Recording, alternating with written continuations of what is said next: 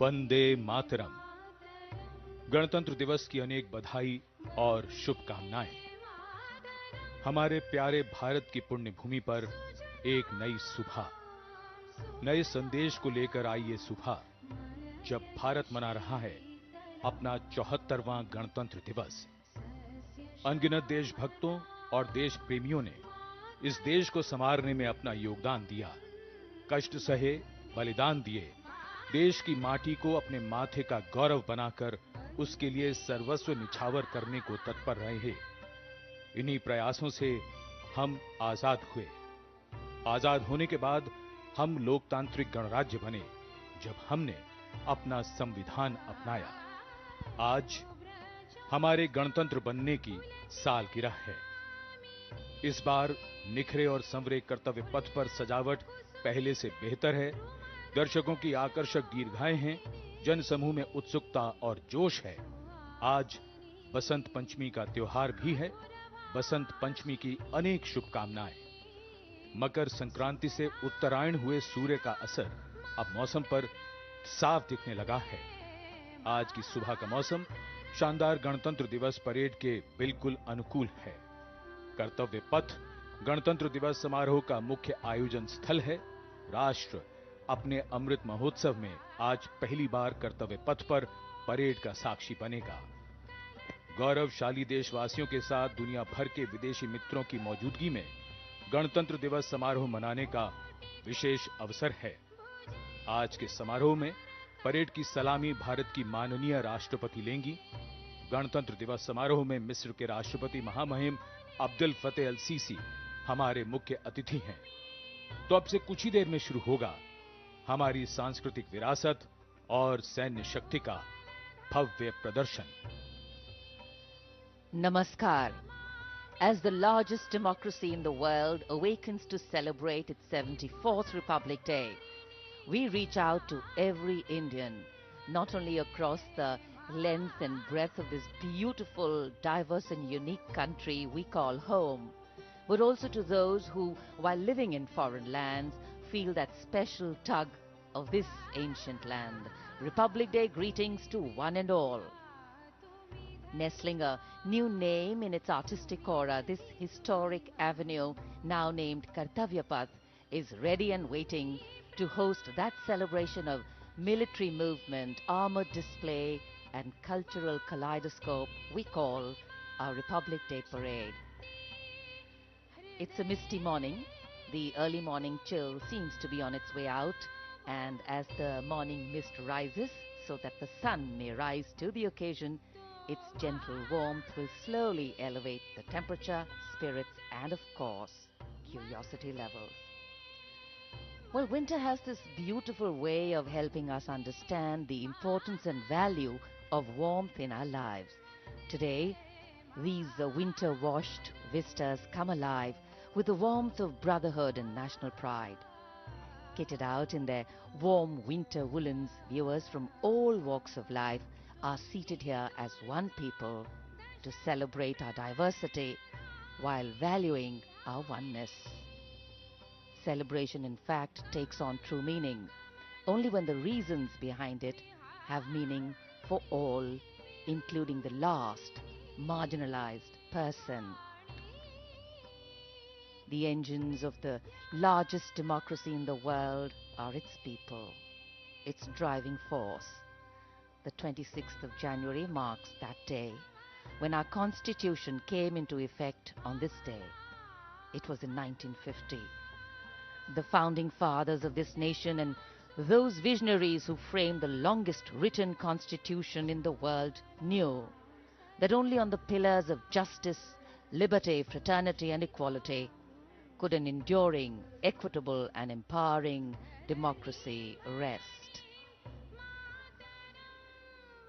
गणतंत्र गौरवशाली भारतीय संस्कृति में सदियों से चली आ रही एक समृद्ध परंपरा।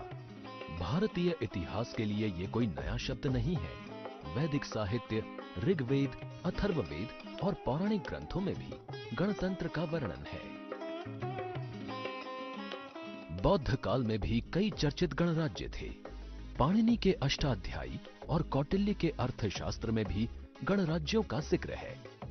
हर भारतीय की रगों में सदियों से बह रही गणतांत्रिक प्रणाली को हमारे नीति निर्धारकों ने आजादी के बाद एक बार फिर से जीवंत कर गणतंत्र के मजबूत धागों में पिरो दिया।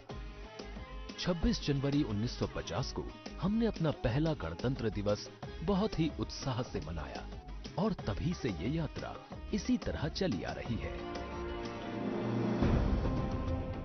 भारतीय गणतंत्र का आधार है हमारा संविधान। दुनिया का सबसे बड़ा लिखित भारतीय संविधान उन सपनों को साकार करता है जो परतंत्रता की बेड़ियों में जकड़े भारत के नागरिकों ने स्वतंत्र और खुशहाल जीवन के लिए देखा था। गुलाम भारत में देशवासियों के पास कोई अधिकार नहीं था। उस समय से ही उनके मन में खुद के लिए अधिकार की ख्वाहिश थी। आजादी के बाद जब भारत का संविधान बना तो उसमें देशवासियों को बेहतर और खुशहाल जीवन जीने के लिए मौलिक अधिकार दिए गए। मौलिक अधिकारों की बात करें तो इनमें समता व समानता का अधिकार, स्वतंत्रता का अधिकार, शोषण के विरुद्ध अधिकार, धार्मिक स्वतंत्रता का अधिकार, संस्कृति एवं शिक्षा संबंधित अधिकार, संवैधानिक उपचारों का अधिकार शामिल है। देशवासी अपने अधिकारों का उपयोग कर सकें और कर्तव्यों का ठीक ढंग से निर्वहन कर सकें, इसके लिए बेहतर माहौल देना सरकार का उत्तरदायित्व है। मौजूदा सरकार ने अपनी दूरदर्शी सोच, कठिन मेहनत और कल्याणकारी योजनाओं से लोगों को हंसने, मुस्कुराने और खुलकर जीवन जीने का अवसर दिया है। ये देश सशक्त हो रहा है, समृद्ध हो रहा है, लगातार नई नई बुलंदियों को हासिल कर न्यू इंडिया के निर्माण की ओर आगे बढ़ रहा है।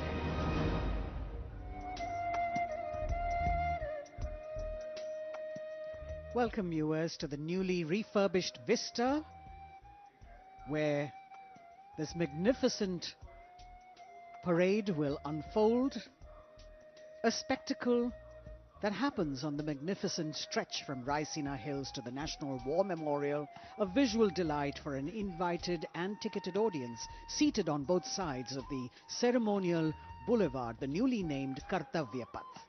Every year on the 26th of January, India celebrates its Republic Day with the greatest pride and zeal. As we commemorate the day, we became truly independent and a democratic republic nation. This day, our constitution, which is one of the most admired constitutions of the world, was enacted, meticulously drafted under the chairmanship of Dr. B.R. Ambedkar, having in it several salient features that distinguish it from that of other countries. The world's longest written national constitution, it lays down the framework that demarcates fundamental political code, structure, procedures, powers and duties of government institutions and sets out fundamental rights, directive principles and the duties of citizens.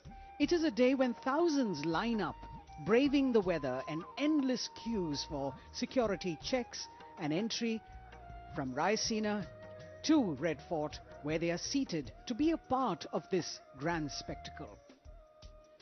Everything is shiny and bright, polished and primed for this grand parade, and this is a day that evokes emotions of grandeur and patriotism in every citizen as it marks the power of Indian citizens to choose their government democratically.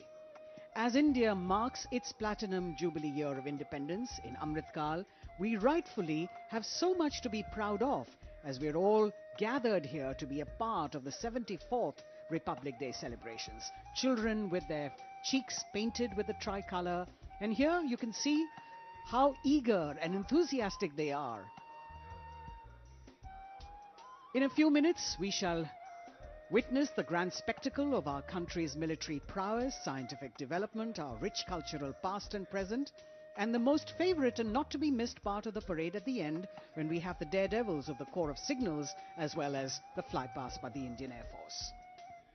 74वें गणतंत्र दिवस का राष्ट्रीय पर्व यानी हर भारतीय के लिए गर्व और गौरव का अवसर। गणतंत्र दिवस के इस पावन अवसर पर राष्ट्रीयता के रंगों से दमकता नया नवेला कर्तव्य पथ आज भव्य परेड का साक्षी बनेगा, जो विजय चौक से आरंभ होगी और इंडिया गेट होते हुए मेजर ध्यानचंद राष्ट्रीय स्टेडियम तक पहुंचेगी। पिछले वर्षों में संकल्प से सिद्धि के रास्ते पर चलते हुए लगभग हर क्षेत्र में हमारे देश ने सफलता के नए अध्याय लिखे हैं। स्वास्थ्य, शिक्षा, आधारभूत सुविधाएं, औद्योगिक क्षेत्र में आशातीत प्रगति, विदेश नीति के नए आयाम, ये सभी अमृत काल के स्वर्णिम हस्ताक्षर हैं। आज के भारत में सकारात्मक बदलाव की सतत प्रक्रिया का अहम हिस्सा है आत्मनिर्भर भारत अभियान। देश के अमृत काल में भारत को G20 जैसी महत्वपूर्ण संस्था की अध्यक्षता का अनुपम अवसर मिला है और G20 का शिखर सम्मेलन इसी वर्ष राजधानी दिल्ली में आयोजित किया जाएगा।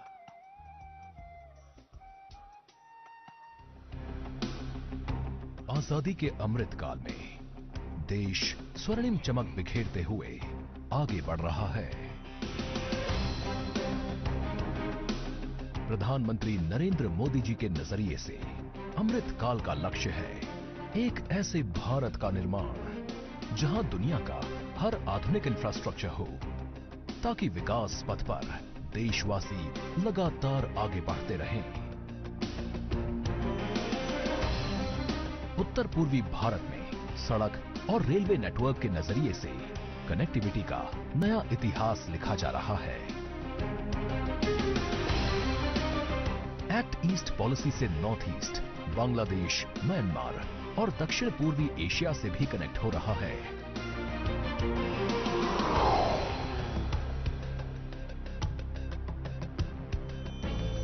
बात जम्मू कश्मीर की करें तो उम्मीदों का नया सूरज यहां अपनी चमक बिखेरने लगा है।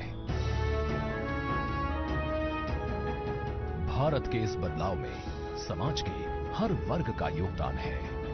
छोटे किसान बने देश की शान, कृषि वैज्ञानिक कर रहे हैं सूझबूझ से काम, और स्वामित्व योजना के परवान चढ़ने से हो रहा है सकारात्मक बदलाव। Deep ocean mission, aspirational districts और आर्थिक क्षेत्र में सहकारवाद पर जोर दिया जा रहा है। एक तरफ भारत नेक्स्ट जनरेशन इंफ्रास्ट्रक्चर और वर्ल्ड क्लास मैन्युफैक्चरिंग पर ध्यान दे रहा है, तो वहीं देश को बेवजह के कानूनों की जकड़ से मुक्ति मिल रही है। गांव से लेकर शहर तक के कारोबारियों के लिए वोकल फॉर लोकल ने ग्लोबल मार्केट के दरवाजे खोले हैं। हर एक प्रोडक्ट भारत का ब्रांड एम्बेसडर है। इसी सोच से पूरी दुनिया में भारत की नई छवि बन रही है। शासन में पारदर्शिता का आलम यह है कि दुनिया इस बात की भी साक्षी है कि कैसे भारत अपने यहाँ गवर्नेंस का नया अध्याय लिख रहा है। करोड़ों लोगों को 4 लाख रुपया तक के दुर्घटना और जीवन बीमा की सुविधा मिली। करोड़ों भारतीयों को 60 वर्ष की आयु के बाद एक निश्चित पेंशन की व्यवस्था मिली।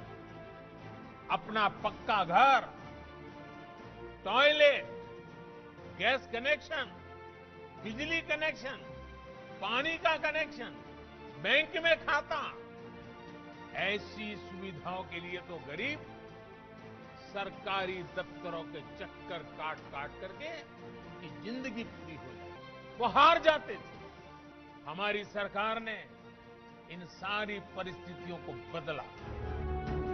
यहाँ 21वीं सदी की जरूरतों को पूरा करने वाली नई राष्ट्रीय शिक्षा नीति है।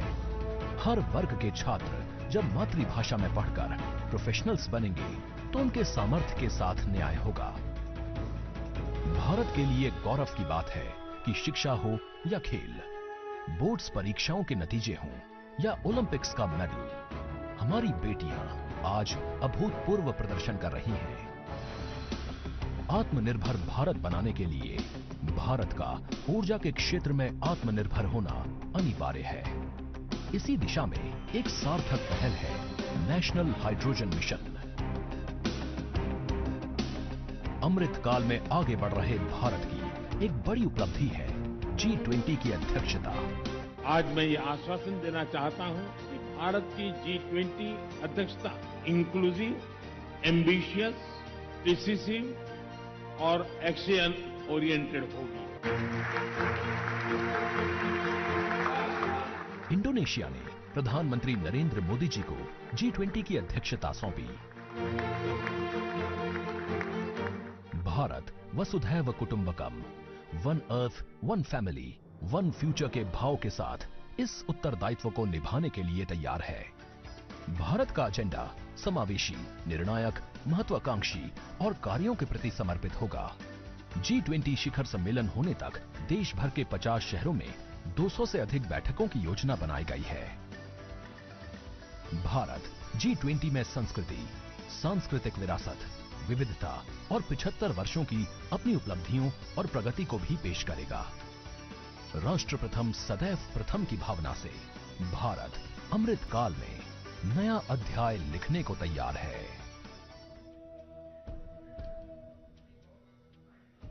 A spectacle of this scale cannot be organized without massive organizational skill and military discipline, planning from a multitude of agencies. And each year, the parade showcases and celebrates our military might, the cultural diversity, and the tableaus depicting the progress and achievements, the rich traditions of music, dance, our soldiers, our freedom fighters, the brave children, the many talented other children and youth who take part in the parade, all coming together in the biggest event in the capital city. Thousands of participants who brave months of preparations under the most tough weather conditions and the tightest and most elaborate security arrangements to put up a spectacular, colorful and scrupulously choreographed show that is beamed across the country and beyond for everyone to see India at its most fine. The parade itself begins at Raisina Hill, Vijay Chowk, and traverses through Kartavya Path up to the National War Memorial and then goes on to Red Fort, a distance of around 8 kilometers. Special mention must be made of the departure from protocol this year to include in its invited guests. Right now you're seeing on the screen the many children who've been invited here, but essentially we're talking about the unsung heroes of our country, the Shram Yogis, who have contributed to the construction and renovation of this vista on which we are today. The power corridor, the new parliament and the executive enclaves of the Vice President and the Prime Minister's office and residence. These are workers and also street vendors, milk and vegetable vendors who are occupying the enclosure which is opposite the saluting base, being given the pride of place, making the whole event inclusive, participative and truly democratic. A republic that is by the people, of the people and for the people. We also have some 200 students, which you saw a little earlier, students and teachers who will be part of the Prime Minister's initiative of Pariksha Pe Charcha and our special guests of today's parade. The entire stretch from Rashtrapati Bhavan to the War Memorial has been renovated, and it's after 2 years of construction and refurbishment that we're getting to see this aesthetically designed ceremonial boulevard. The audience at Kartavya Path, seated on the newly installed bleachers with retractable seats that have been reduced and reorganized this year for around 45,000 seats, of which 32,000 are for the public. कर्तव्य पथ जो पिछले वर्ष तक राजपथ था, वो central Vista के सौंदर्यीकरण और सुधार का परिणाम है।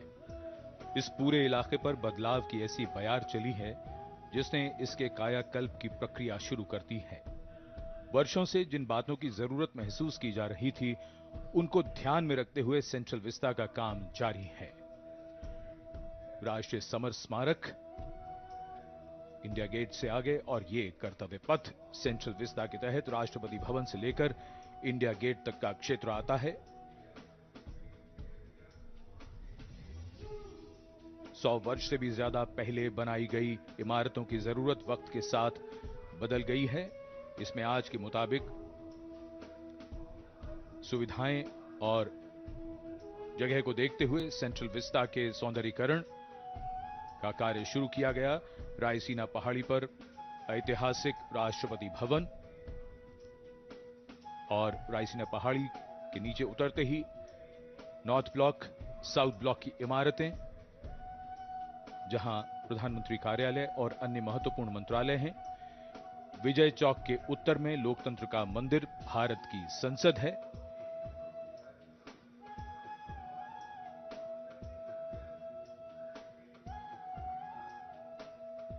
ऐतिहासिक राष्ट्रपति भवन,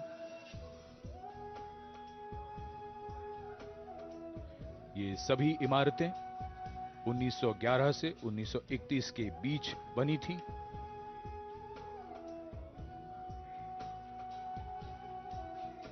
इंडिया गेट के आसपास का पूरा इलाका स्थानीय और देशी पर्यटकों और विदेशी पर्यटकों का पसंदीदा स्थान रहता है।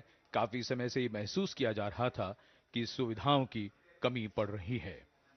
सेंट्रल विस्टा का यह पूरा इलाका अब बदल रहा है। आने वालों के लिए सुविधाएं हैं, साफ सफाई है। यहां आने का अनुभव अब एक सुखद याद बनकर रह जाता है।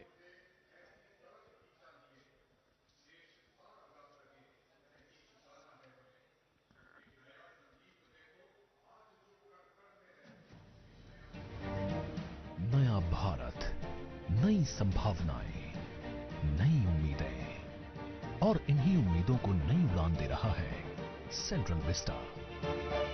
ये कहानी है आत्मनिर्भर भारत की। पर्यावरण को बिना कोई नुकसान पहुंचाए रायसीना पहाड़ी और आसपास के दायरे में फैली ये परियोजना किसी सपने को साकार करने जैसी है।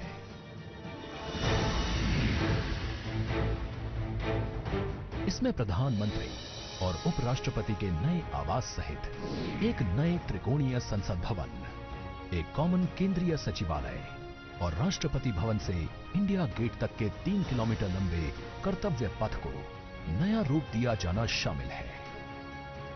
सेंट्रल विस्टा परियोजना में दुनिया के सबसे बड़े लोकतंत्र के मंदिर, वर्तमान संसद भवन के ठीक सामने नए संसद भवन का निर्माण किया जा रहा है। स्थान की कमी और अन्य जरूरतों को महसूस करते हुए नए संसद भवन को भव्य और नई सुविधाओं के साथ विशाल स्वरूप में बनाया जा रहा है, जिसमें लोकसभा चेंबर 3115 वर्ग मीटर में होगा और इसमें 543 सीटों की जगह 888 सीटें होंगी। राष्ट्रीय फूल कमल की थीम पर राज्यसभा का निर्माण कुल 3220 वर्ग मीटर क्षेत्र में किया जाएगा। इसमें 245 की जगह 384 सीटें होंगी। नए परिसर में एक बड़ा कॉन्स्टिट्यूशन हॉल होगा, जिसमें भारत की लोकतांत्रिक विरासत की झलक दिखाई देगी। हाल ही में प्रधानमंत्री नरेंद्र मोदी जी ने संसद भवन की छत पर स्थापित कांसे से निर्मित 9500 किलोग्राम के 20.5 फीट ऊंचे राष्ट्रीय प्रतीक सिंह शीर्ष का अनावरण किया। ये प्रतीक भारत के गौरवपूर्ण इतिहास का साक्षी है।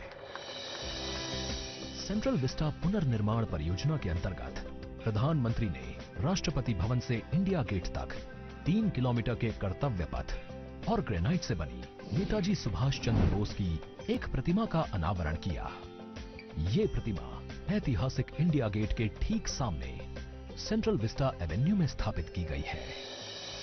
एवेन्यू को पर्यटकों और दिव्यांगजनों की सुविधा को ध्यान में रखते हुए विशेष रूप से डिजाइन किया गया है। चाहे जन सुविधाएं हों या परिवहन, छोटी से छोटी जरूरत का ख्याल रखा गया है और इसे नया रूप दिया गया है। आने वाले समय में सेंट्रल विस्टा नए भारत के गौरव की नई कहानी बयां करेगा।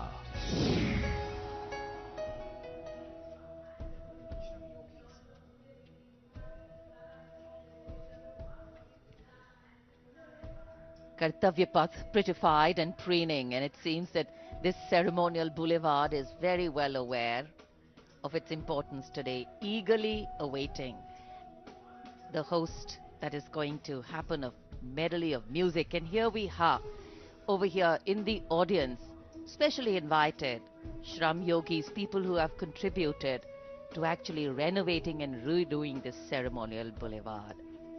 The aim and the theme, of course, is more inclusion of the common person and mainstreaming it. We have street vendors, small vegetable vendors, and also we have special invitees, young children who will be participating in Pariksha Pe Charcha, the program. 200 of them all over here, special enclosures, frontline VIPs.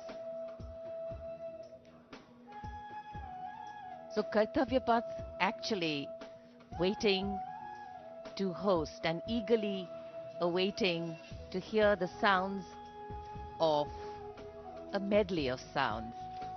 Varied beats as the parade goes by, the crisp clip-clop of horse hooves, the gentle swoosh of softly padded camel feet, and the gentle tinkle of the bells as they go by. In fact, India is a nation on the move, and the nature of movement, however, is such that it always leaves things behind.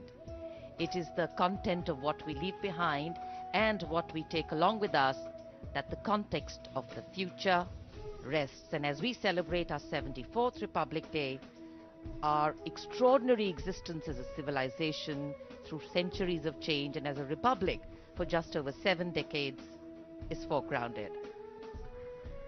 गणतंत्र दिवस parade के दौरान विदेशी अतिथियों की इस राष्ट्रीय पर्व के समारोह में भाग लेने की विशिष्ट परंपरा रही है। इरविन स्टेडियम पर आयोजित पहले गणतंत्र दिवस समारोह के दौरान इंडोनेशिया के राष्ट्रपति डॉक्टर सुकर्णो मुख्य अतिथि थे। 1955 से वर्तमान आयोजन स्थल पर होने वाली भव्य और आकर्षक परेड में अब तक सर्वाधिक 5 बार फ्रांस और ब्रिटेन के अतिथि शामिल हुए हैं और बहुत से विदेशी मेहमानों ने साल दर साल गणतंत्र दिवस परेड की शोभा बढ़ाई है।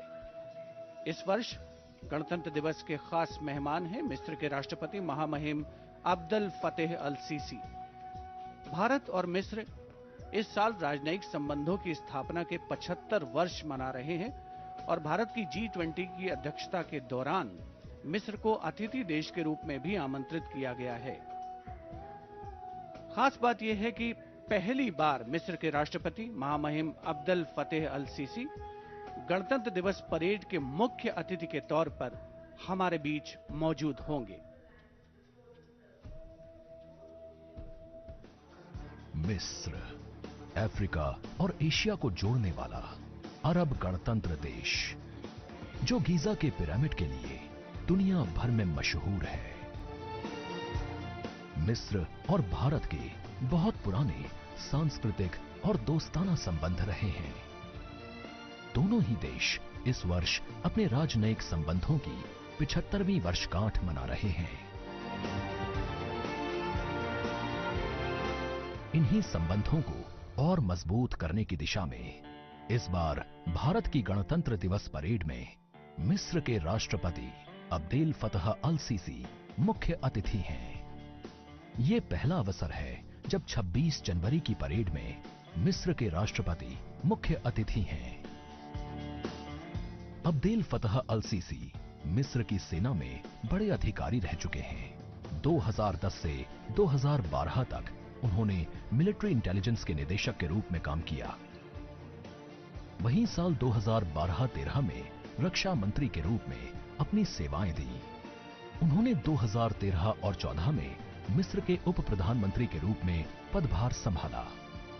जनवरी 2014 में उन्हें फील्ड मार्शल के रूप में पदोन्नति मिली थी। इसके बाद 2014 में ही वो मिस्र सेना से जनरल पद से सेवानिवृत्त हुए। अब्देल फतेह अल सीसी 2014 में मिस्र के छठे राष्ट्रपति बने और 2018 में एक बार फिर प्रचंड बहुमत के साथ राष्ट्रपति निर्वाचित हुए। इन्हीं के कार्यकाल में मिस्र भारत के लिए सबसे बड़े निवेश स्थलों में एक बना।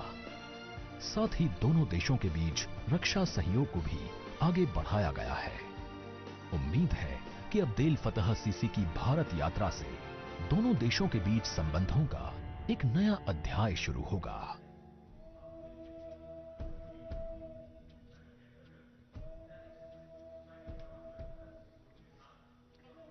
India and Egypt share close political understanding based on a long history of contact and cooperation in bilateral, regional and global issues.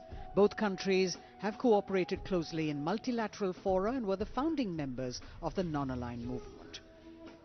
As you can see visuals coming to you from the saluting base, we've got an invited audience that is really keen and waiting patiently in this cold weather for the parade to begin. We also have 200 students and teachers who will be part of the Prime Minister's initiative of Pariksha Pe Charcha as special guests of today's parade. And you can see them enthusiastically waving to the camera as it's spanning across, taking their pictures. This year's celebrations reflect the Prime Minister's vision of Jan Bhagidari, and the week-long celebrations for Republic Day begin on the 23rd of January, the birth anniversary of Netaji Subhash Chandra Bose, and ends on the 30th of Jan, which is Martyrs' Day. Some other highlights of this year's celebration sees a special cultural extravaganza, that is the Vande Bharatiyam group of dancers drawn from across the country. We've got Tales of Bravery by Veer Gatha 2.0 participants, a special military tattoo and tribal festival, melodious performances by an All India School Band competition, military and Coast Guard bands at the National War Memorial, NCC camps, digital sculpture projection, e-invitation, drone show, projection mapping, digital tributes at the National War Memorial, the Tyag Chakra, and, of course, Bharat Parv celebrations. The Republic today reminds us that as a nation we have entered the last quarter of our centenary celebrations, truly a period of Amrit Kal, to touch new heights of glory and attain new pinnacles of development, growth and harmony. We should also all pledge today to work together and leave no stone unturned towards taking the nation forward and always serving the nation first before self. 75 वर्ष पूर्व हमारा देश आजाद हुआ, फिर हमने संविधान अपनाया, हम लोकतांत्रिक गणराज्य बने। हमारे लोकतंत्र में ऐसे कई महत्वपूर्ण पड़ाव आए हैं जिनसे दुनिया विस्मय करती है। हम दुनिया के सबसे बड़े लोकतंत्र हैं। हमारा संविधान दुनिया का सबसे लंबा लिखित संविधान है। सभी को स्वतंत्रता, समानता और समान अवसर इसी संविधान द्वारा प्रदान किए गए हैं। इसका प्रभाव यह हुआ है कि देश के कोने कोने से साधारण पृष्ठभूमि के लोग भी शीर्ष और सर्वोच्च पदों तक पहुंचे हैं। देश के स्वतंत्र होने से पहले इस तरह की कल्पना कठिन थी, लेकिन अब बदलाव की ये मानव परंपरा सी बन चली है। भारत में लोकतंत्र की जड़ें बड़ी पुरानी हैं। लोकतंत्र की परिकल्पना सबसे पहले भारत भूमि पर ही साकार हुई थी। लोकतंत्र में सरकारें चुनने का अधिकार केवल जनता का होता है और भारत के लोकतंत्र का जो दुनिया में विशेष स्थान है, उसकी ये पहचान और लोकतंत्र की शान दुनिया को चमत्कृत करती रहती है। इसी कड़ी में महत्वपूर्ण अध्याय तब जुड़ा जब पिछले वर्ष देश की 15वीं राष्ट्रपति श्रीमती द्रौपदी मुर्मू ने सर्वोच्च संवैधानिक पद पर अपना कार्यभार संभाला।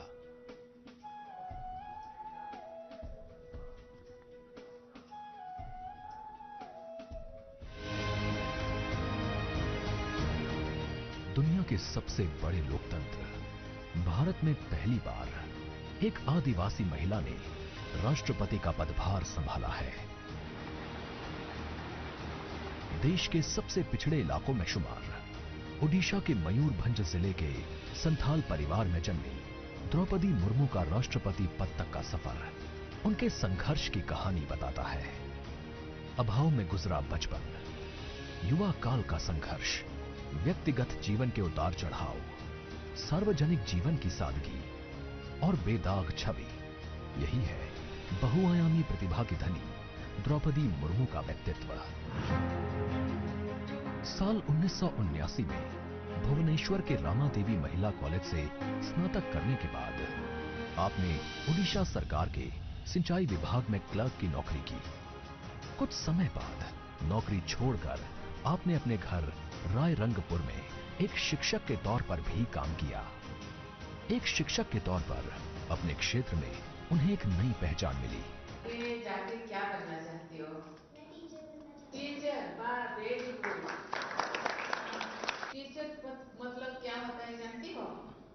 देश को बनाने वाला, आईएएस ऑफिसर को बनाने वाला, आईपीएस को बनाने वाला, इंजीनियर को बनाने वाला।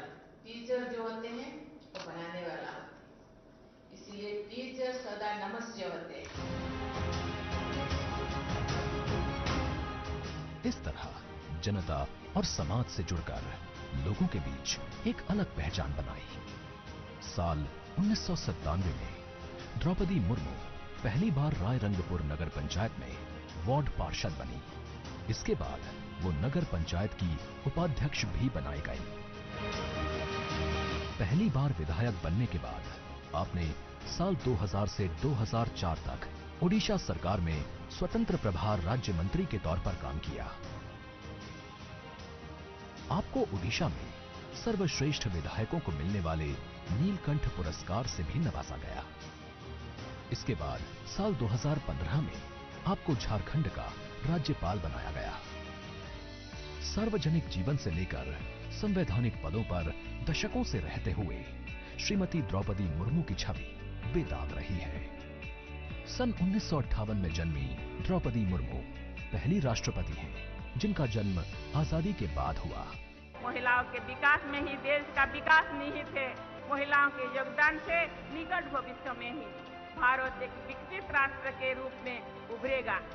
जय हिंद, जय भारत। जहां आपका राष्ट्रपति बनना देश की महिलाओं और लड़कियों के लिए प्रेरणा का स्रोत है, तो वहीं विकास की धारा में दशकों तक पीछे रह गए आदिवासी समाज के लोगों के लिए भी आत्मसम्मान का एक नया संबल है।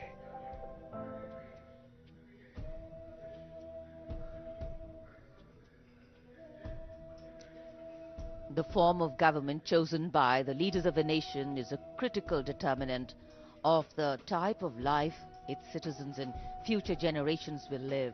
The freedoms enjoyed, the availability of opportunities, rights, duties, all stem from the principles of governance adopted. When India chose to become a republic, it was as a recognition of the importance of the power of the people in choosing their representatives and governing through them. Our nation is heterogeneous in composition. Its culture, climate, economic diversity makes its challenges and strengths extremely unique.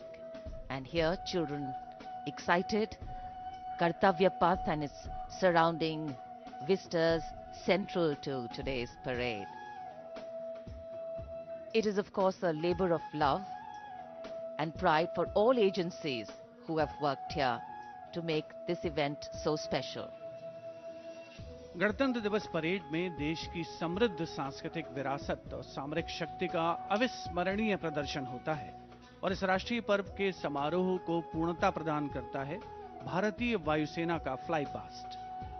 हवा में गर्जना करते उन्नत विमान भव्य राष्ट्रपति भवन के ऊपर से होते हुए जब कर्तव्य पथ पर पहुंचते हैं तो यहां मौजूद हजारों अतिथियों को देश प्रेम और रोमांच की पराकाष्ठा का एहसास होता है।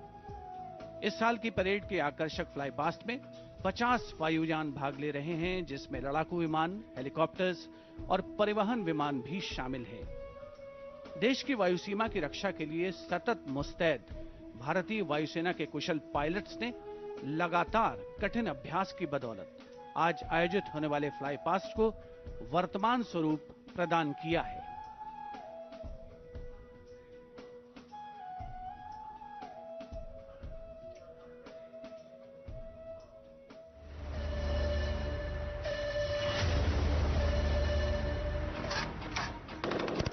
भारतीय सेना के शौर्य, पराक्रम और अदम्य साहस के गौरवशाली प्रदर्शन को समेटे गणतंत्र दिवस पर होगा भव्य फ्लाई पास्ट। इस ऐतिहासिक फ्लाई पास्ट में 44 एयरक्राफ्ट दिखाएंगे आकाश में साहसिक करतब। कर्तव्य पथ साक्षी बनेगा जैगुआर, सुखोई, अपाचे और राफेल जैसे एयरक्राफ्ट के हैरत अंगेज कर देने वाले एयर शो का।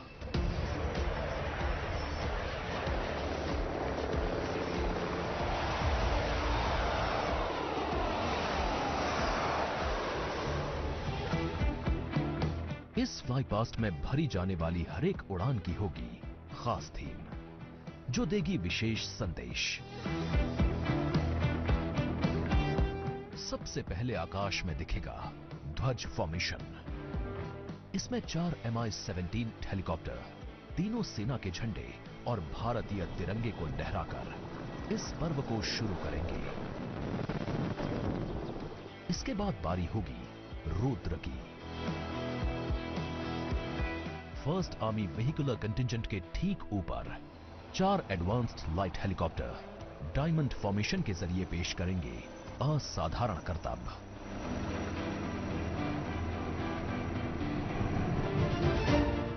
एक 1000 फीट की ऊंचाई पर 3 सुखोई 30 लड़ाकू विमान आसमान में धुएं से बनाएंगे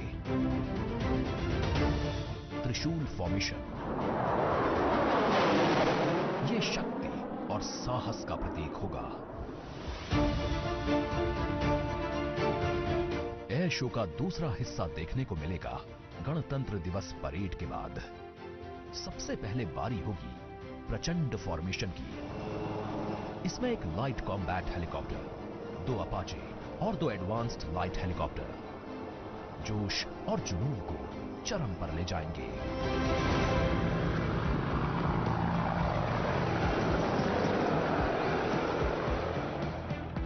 इसके बाद अगले कुछ मिनट तक आसमान में हैरत अंगेज कारनामों से आपको रोमांच से सराबोर करने के लिए वायु योद्धा पेश करेंगे तिरंगा फॉर्मेशन।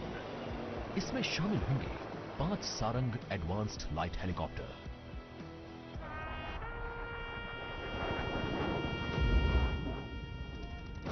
उन्नीस 1971 के युद्ध में टंगेल में एयर ड्रॉप की याद में एक डकोटा विंटेज ट्रांसपोर्ट एयरक्राफ्ट और 2 डॉनियर एयरक्राफ्ट बनाएंगे फॉर्मेशन टंगेल। रोमांच और उत्साह उस समय और बढ़ जाएगा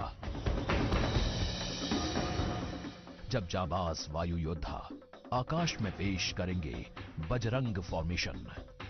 इसमें होंगे 1C-130 और 4 राफेल। इसके बाद 4 राफेल लड़ाकू विमान और एक Boeing E-7 airborne early warning and control system करतब दिखाने के साथ ही अपनी ताकत का प्रदर्शन करेंगे नेत्रा फॉर्मेशन में।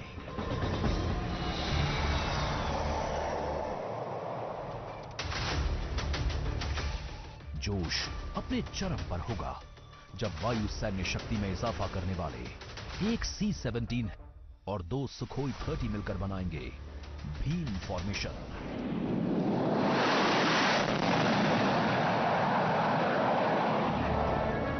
आकाश में नजरें टिक जाएंगी जब 6 जैगवार विमान बनाएंगे formation Amrit.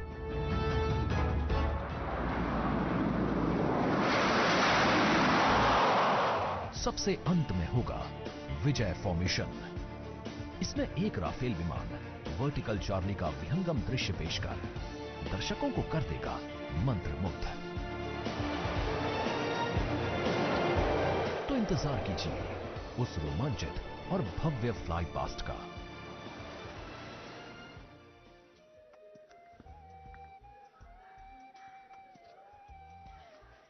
The Indian Air Force, considered one of the stronger air power forces in the world, our men and women in blue, in keeping with their motto, will also touch the sky with glory here at the Republic Day Parade.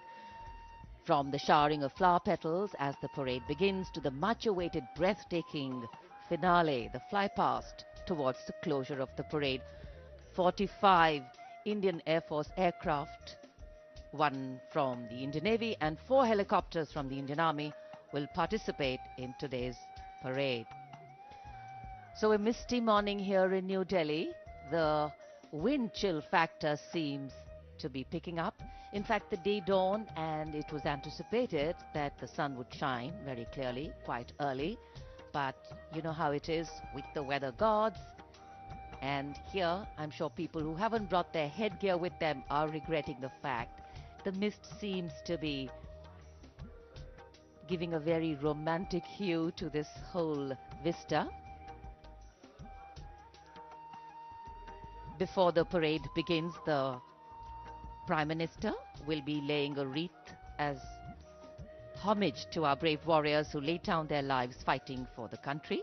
And of course, as we earlier shared with you, the arrangements, a lot of effort has gone into making the arrangements here. We have the communication for the fly past control and coordination being done by the 1 Air Force Formation Signal Regiment's Communication and Control Center under the leadership of the regiment's commanding officer, Colonel Manjunath Raju.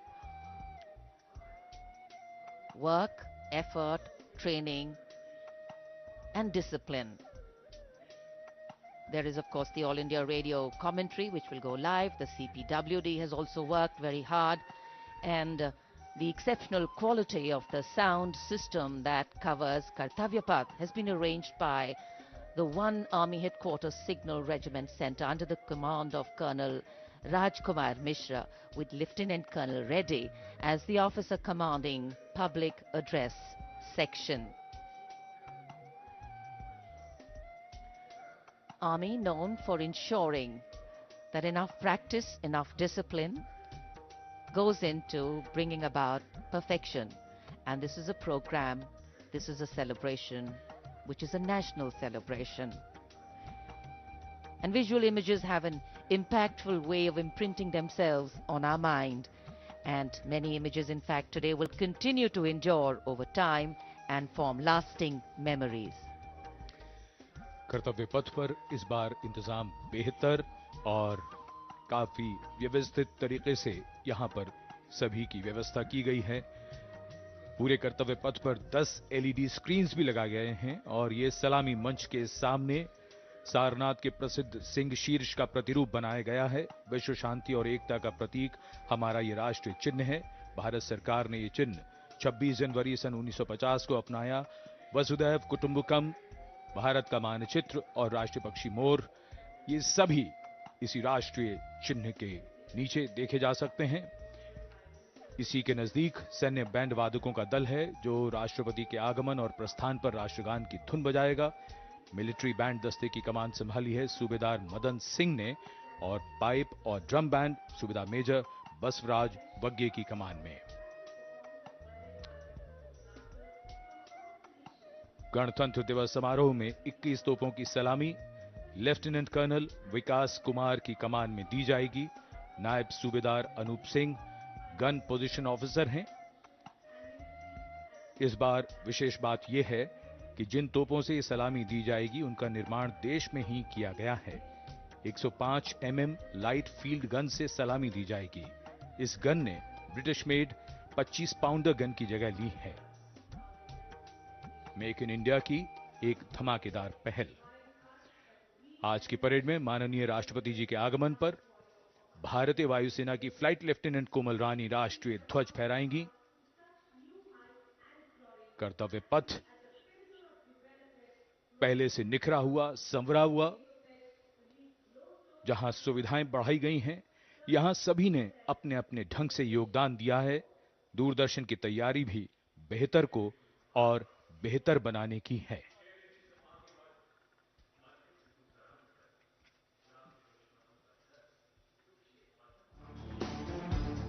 A picture speaks 1,000 words. And Doordarshan ensure its viewers that they feel the picture-perfect live telecast of 74th Republic Day Parade 2023. To ensure the seamless and smooth live telecast to you, all in magnificence, Team Doordarshan working tirelessly.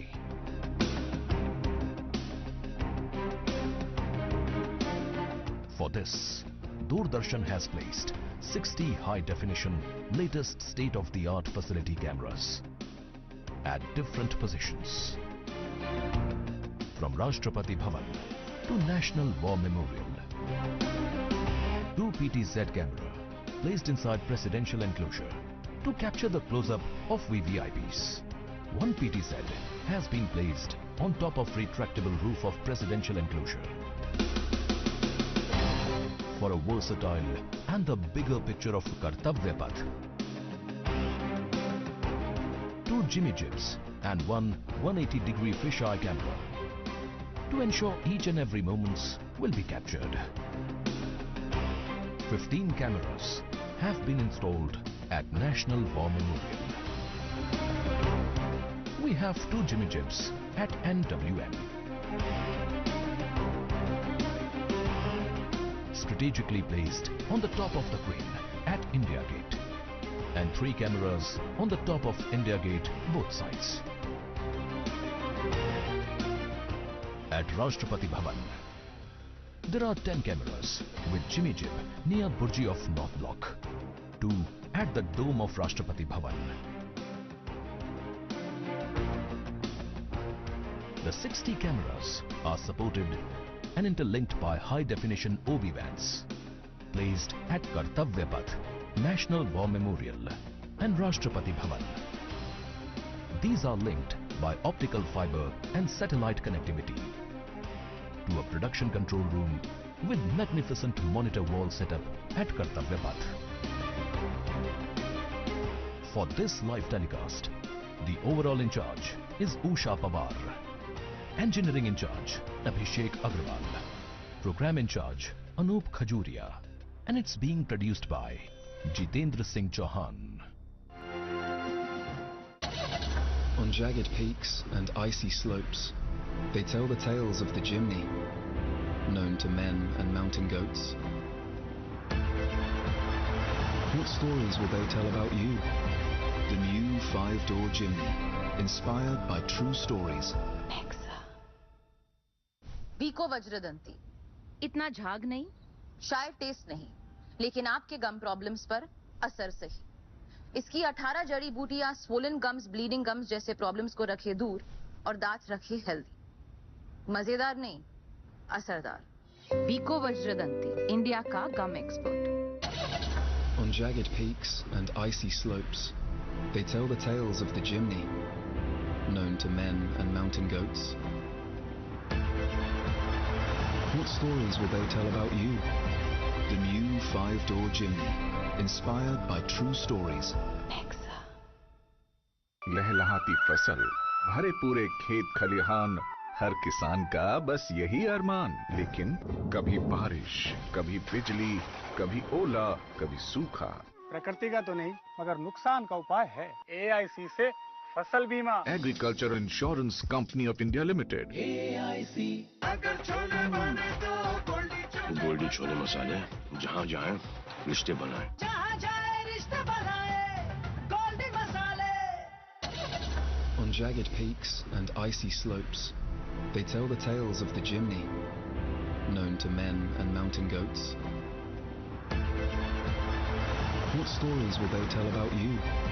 The new 5-door Jimny, inspired by true stories.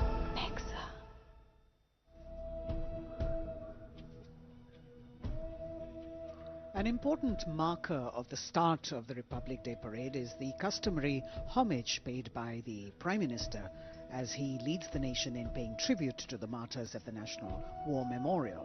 An inter-services guard is formed by 7 soldiers representing the armed forces, and this year will be commanded by an Air Force officer, Squadron Leader Akash Gangas.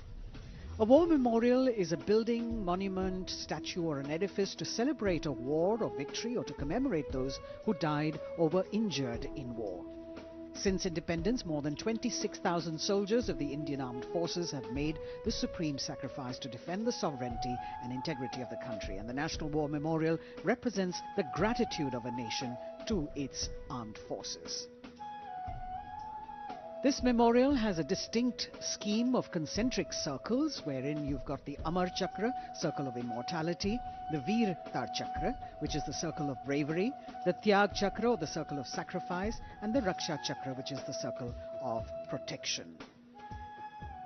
You can see the names here of the 26,000 soldiers who have made the supreme sacrifice, embossed in gold on granite tablets.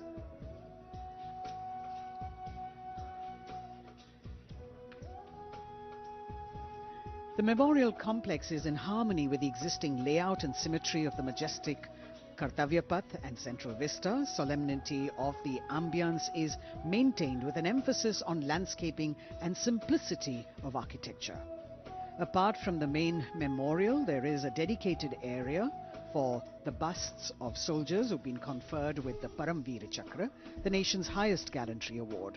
The design of the main memorial exemplifies the supreme sacrifice made by a soldier in the line of duty, not only making him immortal, but also depicting that the spirit of the soldier remains eternal.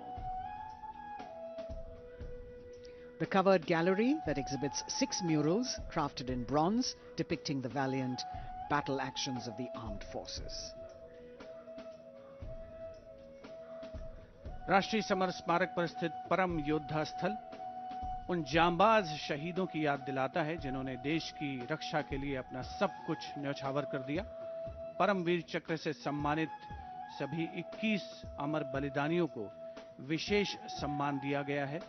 परम योद्धा स्थल में यहां पर सभी परमवीर चक्र विजेताओं की कांस्य प्रतिमाएं लगाई गई हैं। लगभग 40 एकड़ तक फैला है ये परम योद्धा स्थल।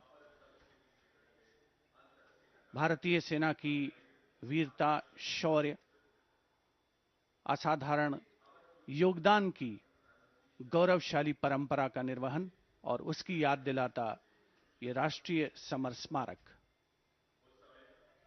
हजारों अमर शहीदों को समर्पित ये राष्ट्रीय समर स्मारक देशवासियों के लिए सैनिकों की ओर से एक संदेश है कि सीमाओं पर हमारे प्रहरी अडिग हैं, मुस्तैद हैं और इसीलिए देशवासी सुरक्षित हैं। यह स्मारक संपूर्ण राष्ट्र की ओर से अपने जांबाज शहीदों को विनम्र श्रद्धांजलि का भी परिचायक है।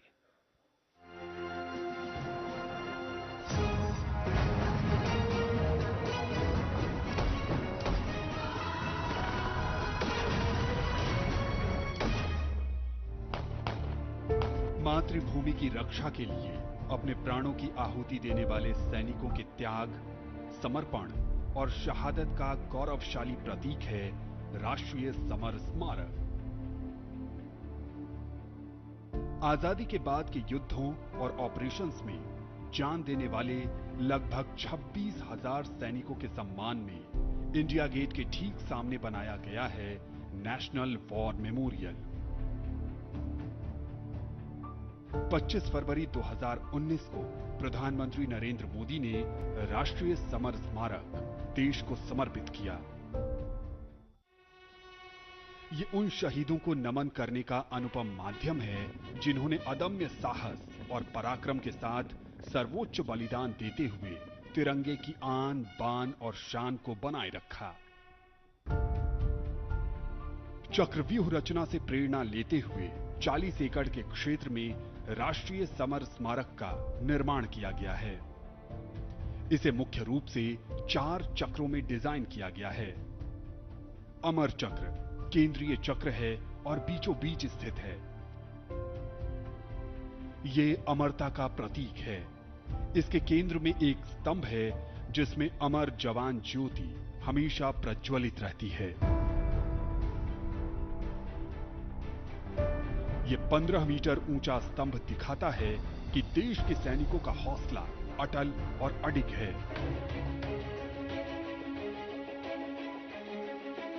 वीरता चक्र में दीवारों पर बनी कांसे की कलाकृतियों में भारतीय सेना के तीनों अंगों की वीरता की कहानी प्रदर्शित है।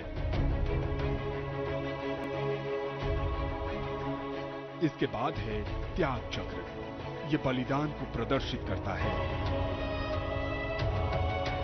25,942 योद्धाओं के नाम, रैंक और रेजिमेंट का उल्लेख ग्रेनाइट पत्थर की दीवारों पर सुनहरे अक्षरों में अंकित है। इसमें थल सेना, वायु सेना और नौसेना के शहीदों के नाम एक साथ लिखे गए हैं। सबसे बाहरी चक्र को नाम दिया गया है रक्षक चक्र, जो सुरक्षा को प्रदर्शित करता है। यहां परम योद्धा स्थल है, जो सेना के सर्वोच्च सम्मान परमवीर चक्र से सम्मानित 21 शहीदों की कहानी कह रहा है। इस स्मारक के माध्यम से राष्ट्र न सिर्फ उन वीर सपूतों को श्रद्धांजलि दे रहा है, साथ ही उनकी वीर गाथाओं से प्रेरित भी हो रहा है।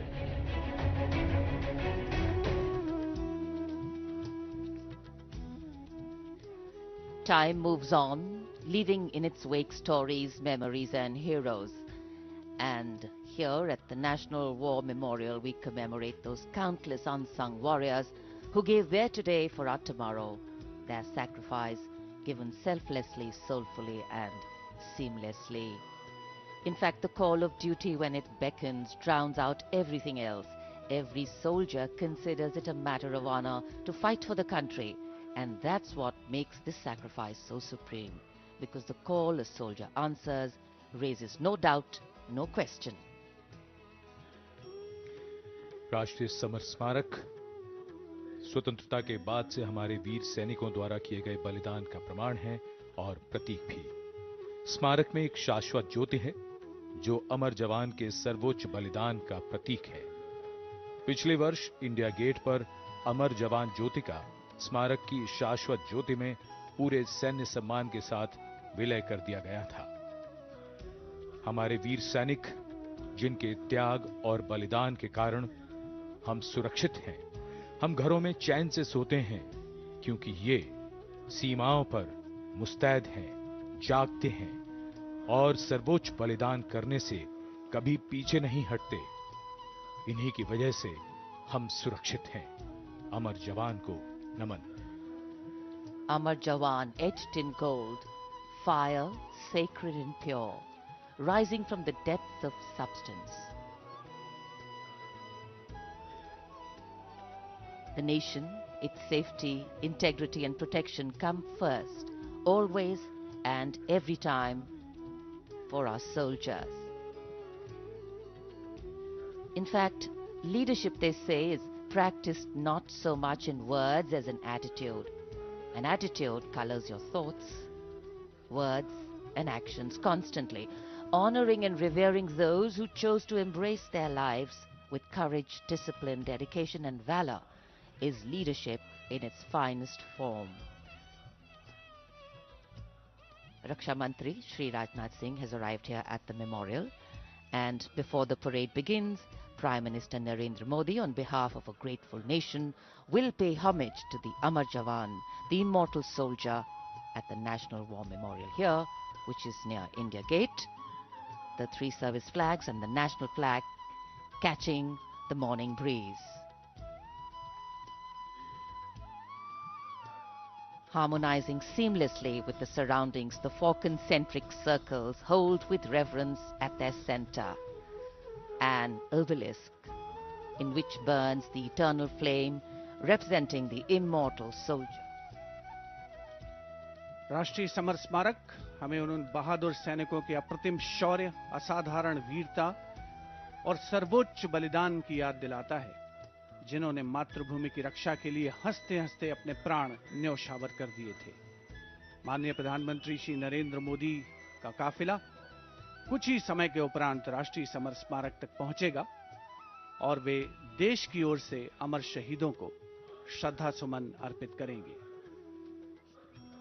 एक बहुत ही भावुक क्षण होता है जब हम देश के अमर सपूतों को, जांबाजों को याद करते हैं, और खास तौर पर इस गणतंत्र दिवस के राष्ट्रीय पर्व के अवसर पर। Indeed, a solemn homage by a grateful nation at a national monument built to honor and remember and respect our soldiers. As soon as the Prime Minister alights at the National War Memorial, he will then be escorted to the area where he will place the wreath after having met the three chiefs, the Chief of Defence Staff, the Raksha Mantri and the Rajya Raksha Mantri, the Defence Secretary and other dignitaries who were present there.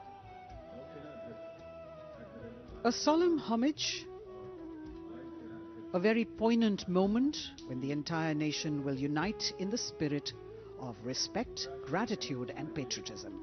And our first glimpse of the Honourable Prime Minister as he's seated in his vehicle and soon to alight, his beautiful turban with all the colours that really represent the diversity of our country. Greeting the three chiefs The Chief of Defence Staff, General Anil Chauhan, Chief of Army Staff, General Manoj Pandey, Chief of Naval Staff, Admiral Hari Kumar, Chief of Air Staff, Air Chief Marshal V.R. Chaudhary. The sacrifices of our soldiers did not go in vain, as a grateful country stands now to honor and respect the supreme sacrifice made by thousands of soldiers.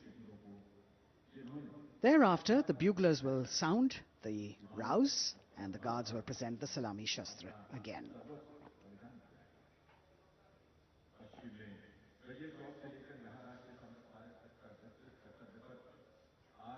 The Inter-Services Guard, formed by 7 soldiers representing the armed forces, this year commanded by an Air Force officer, squadron leader Akash Gangas.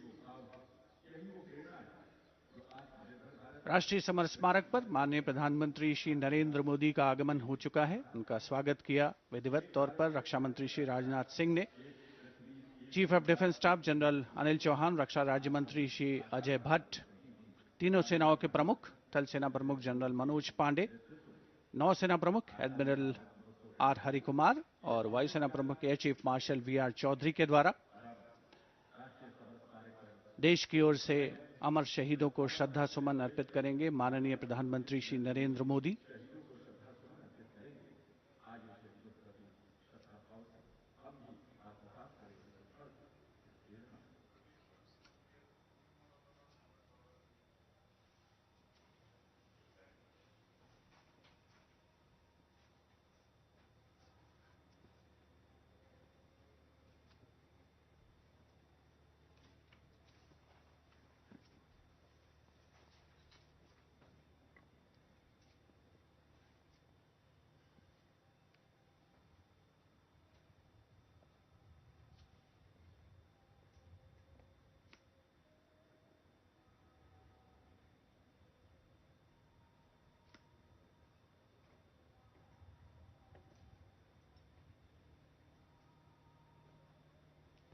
Antardjanagat!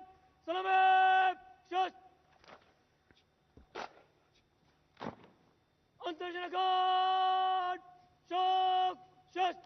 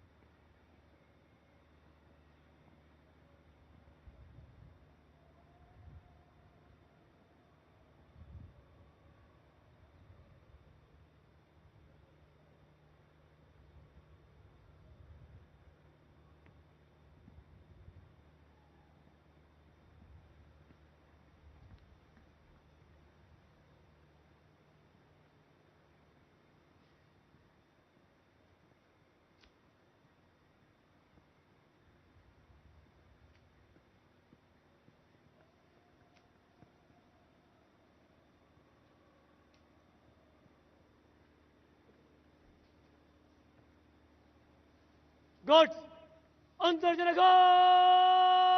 Salame, Shot.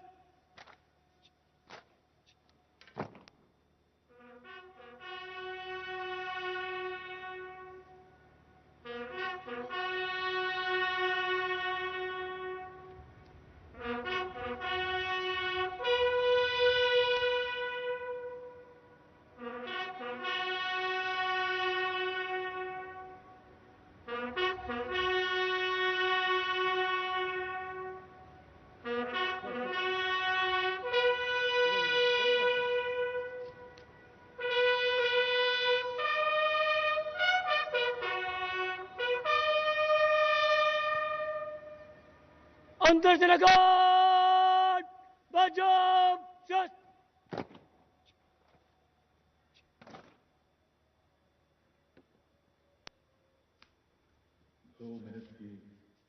The buglers sounding the rouse, and the guard commander, squadron leader Akash Ganghas ordering Salami Shastra or salute with arms, marking the completion of 2 minutes of silence.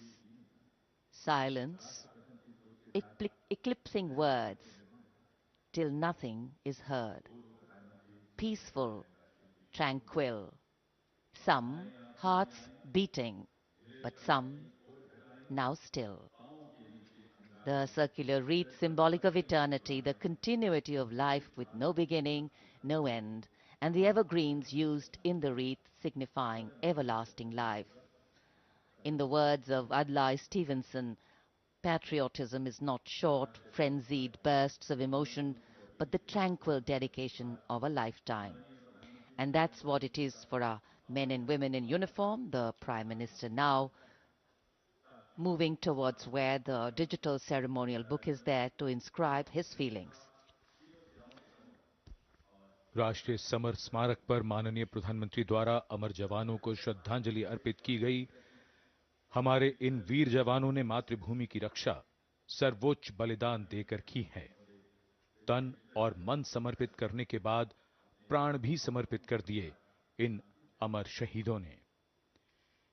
कैसे शब्दों में बांधें त्याग तुम्हारा, कैसे भावों के समंदर को समेटें तुम्हें याद करते हुए। तुम तो मुझे जानते न थे, मैं भी तुमसे मिला न था। भला अपरिचित के लिए क्या ऐसा भी कोई करता है?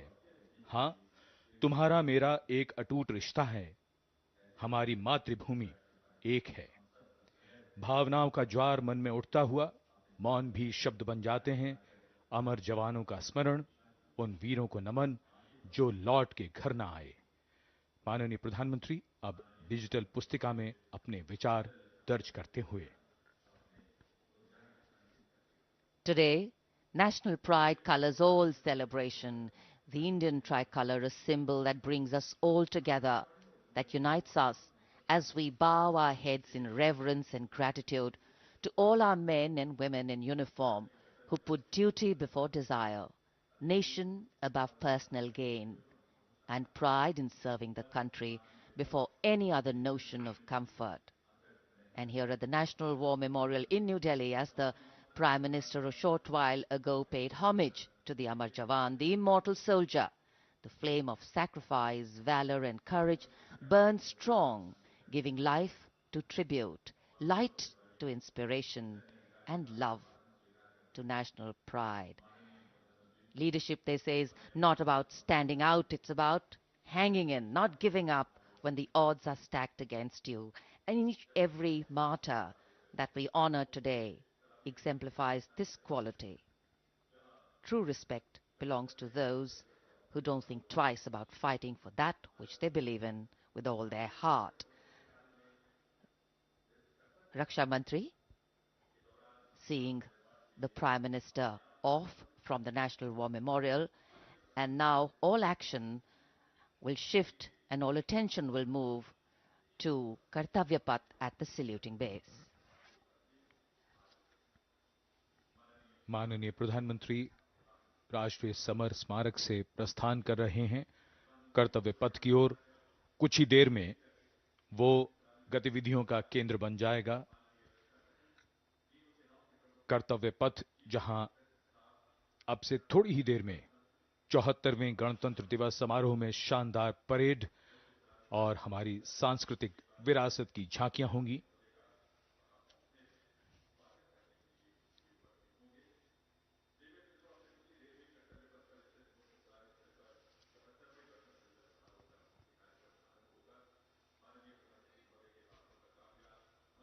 आज सुबह धुंध छाई हुई है, लेकिन माहौल और वातावरण जोश से भरा हुआ। 74वें गणतंत्र दिवस समारोह पर कर्तव्य पथ सजा धजा नए रूप में निखरा हुआ और ये दृश्य राष्ट्रपति भवन के, जहां से माननीय राष्ट्रपति जी कुछ ही देर में यहां से प्रस्थान करेंगी।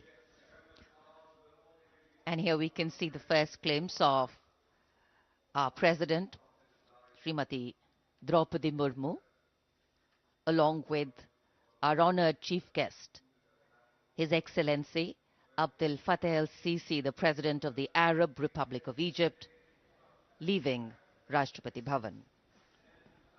राष्ट्रपति भवन के भव्य दरबार हॉल से देश की राष्ट्रपति, देश की सेनाओं की सर्वोच्च कमांडर माननीय श्रीमती द्रौपदी मुर्मू और हमारे इस वर्ष के गणतंत्र दिवस के मुख्य अतिथि मिस्र के राष्ट्रपति महामहिम अब्दुल फतेह अल सीसी के साथ राष्ट्रपति भवन से प्रस्थान कर रही हैं। राष्ट्रपति महोदय और आज के समारोह के मुख्य अतिथि को समारोह पूर्वक एस्कॉर्ट कर रहे हैं राष्ट्रपति के सैन्य सचिव मेजर जनरल रंजीत सिंह मनराल और उप सैन्य सचिव ग्रुप कैप्टन अभय फंसलकर और एडीसीज मेजर रोहन सुधाकर चौहान और ADC squadron leader Saurabh Sharma. Rashtrapati Bhavan के फोर कोर्ट का भव्य प्रांगण एक उत्सव के माहौल में परिवर्तित होता हुआ परंपरागत तौर पर विशिष्ट अतिथि का स्वागत और उनका सम्मान और साथ में देश की राष्ट्रपति माननीय श्रीमती द्रौपदी मुर्मू।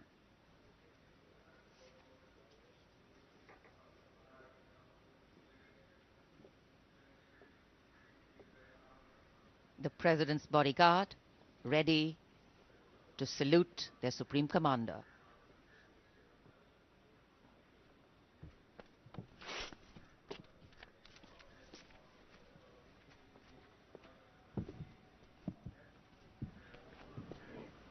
राष्ट्रपति अंगरक्षक सलामी देंगे।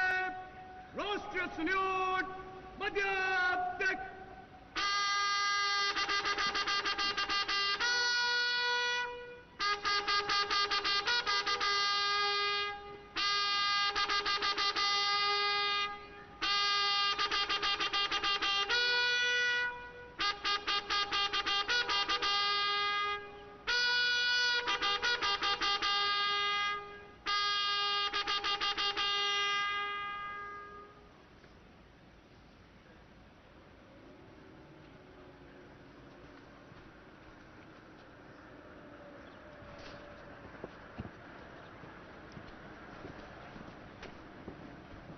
The President and our chief guest for today's parade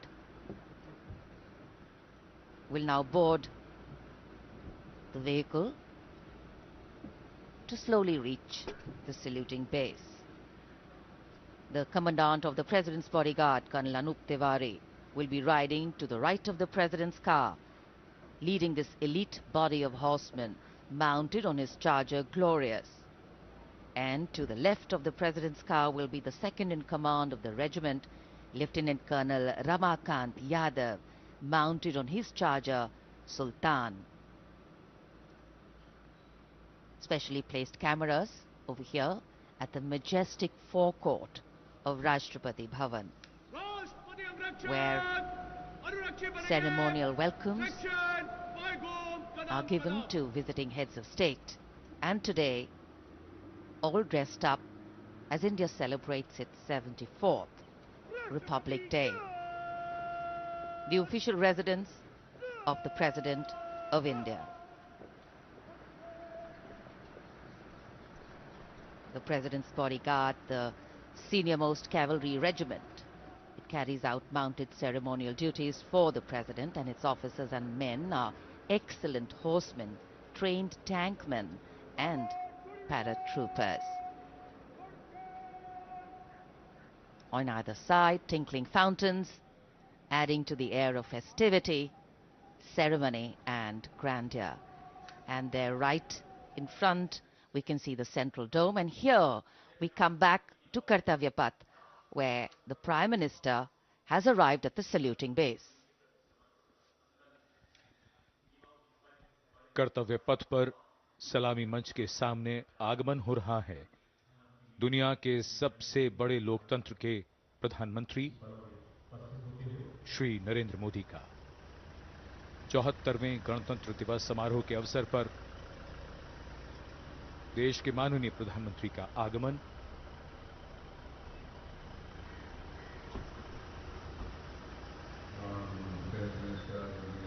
उनकी अगवानी के लिए रक्षा मंत्री श्री राजनाथ सिंह सलामी मंच के सामने मौजूद।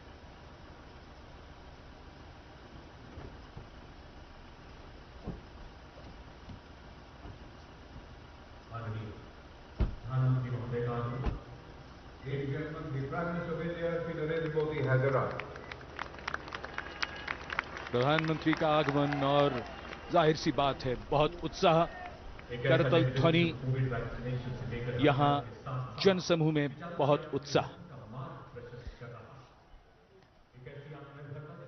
The Prime Minister being introduced to the Chief of Defence Staff, the 3 service chiefs, and all the other dignitaries here. And it's definitely an exciting moment for all the viewers who have specially come here. I think for many of them, it's the first time a close-up view of the people who govern them.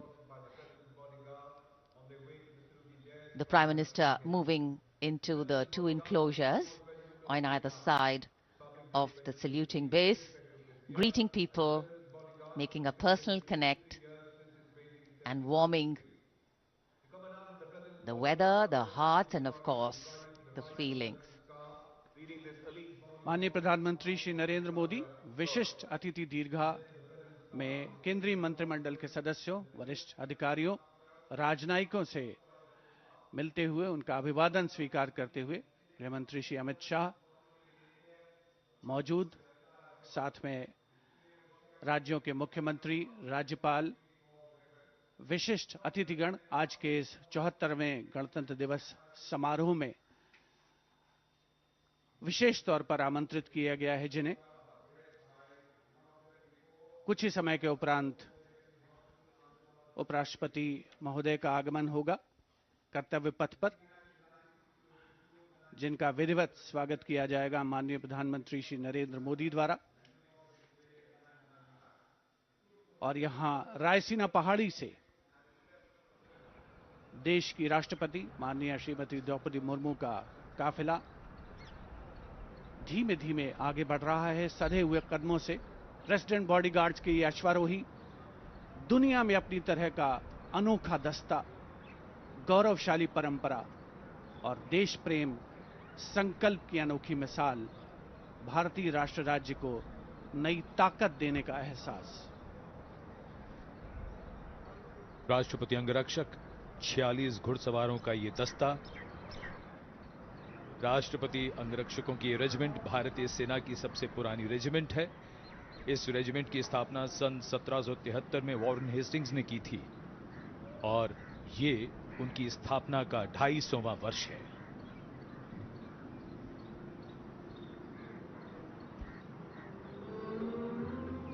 स्वागतम की धुन गूंजती हुई,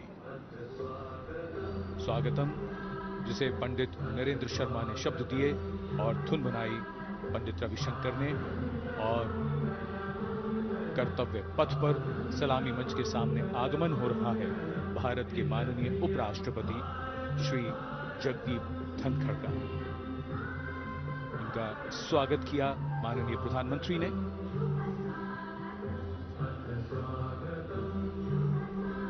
माननीय उपराष्ट्रपति के साथ उनकी पत्नी Shrimati Sudesh Dhankhar,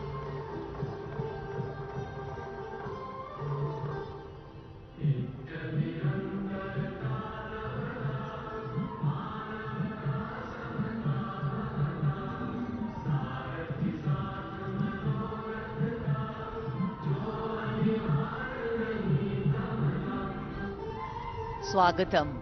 We welcome you with open arms and open hearts. And escorting their Supreme Commander, the President's bodyguard, approaching the saluting base in their winter ceremonials. Blue and gold ceremonial turbans, long red coats, gold girdles, white gloves, white breeches, Napoleon boots with spurs. 9 feet, 9-inch long lances, and red and white cavalry pennants.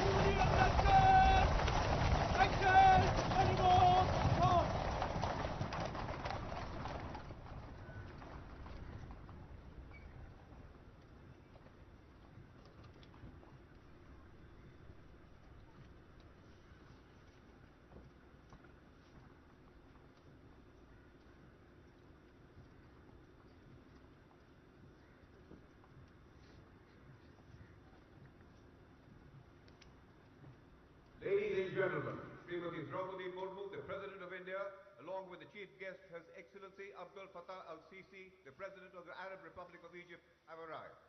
देवियों सज्जनों माननीय के साथ गणतंत्र दिवस समारोह के मुख्य अतिथि विश्व के राष्ट्रपति माननीय श्री अब्दुल फतेह अल सीसी भी उपस्थित हैं। An arrival at the saluting base of the President of India, Srimati Draupadi Murmu, and along with her, the honored guest for today's Republic Day celebrations, His Excellency Abdul Fattah al-Sisi, the President of the Arab Republic of Egypt, and we warmly welcome them. 74वें गणतंत्र दिवस के मुख्य अतिथि मिस्र के राष्ट्रपति महामहिम अब्दुल फतेह अल CC का परिचय इस समय सलामी मंच के सामने मौजूद तीनों सेना प्रमुखों और विशिष्ट अतिथिगणों से कराया जा रहा है। रक्षा मंत्री श्री राजनाथ सिंह, रक्षा राज्य मंत्री श्री अजय भट्ट, माननीय प्रधानमंत्री श्री नरेंद्र मोदी सलामी मंच की ओर प्रस्थान कर रहे हैं। देश की सेनाओं की सर्वोच्च कमांडर, देश की राष्ट्रपति माननीय श्रीमती द्रौपदी मुर्मू और आज के गणतंत्र दिवस समारोह के मुख्य अतिथि मिस्र के राष्ट्रपति महामहिम अब्दुल फतेह अल सीसी मुख्य मंच पर पहुंचते हुए In a short while from now, a 21-gun salute will be given, presented by the ceremonial battery of 871 Field Regiment. As Rajpath will resonate to the 21-gun salute, the national anthem will echo. जल्द ही राष्ट्रपति अंगरक्षक के commandant द्वारा राष्ट्र सलामी की कमान दी जाएगी। इसके साथ ही राष्ट्रीय ध्वज फहराया जाएगा, राष्ट्रगान की धुन बजाई जाएगी और 21 तोपों की सलामी दी जाएगी। आप सभी से इस दौरान अनुरोध है कि आप सब अपने अपने स्थान पर खड़े हो जाएं एवं वर्दीधारी सैल्यूट करें।